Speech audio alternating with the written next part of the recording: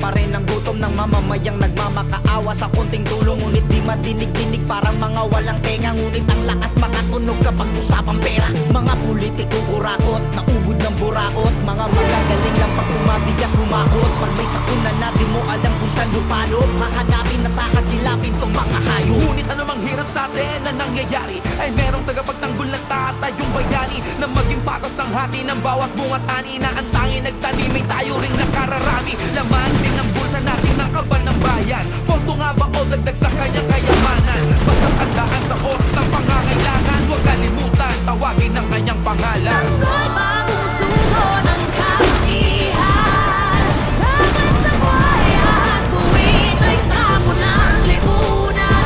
Gising na bayan ko, imulat ang mata mo.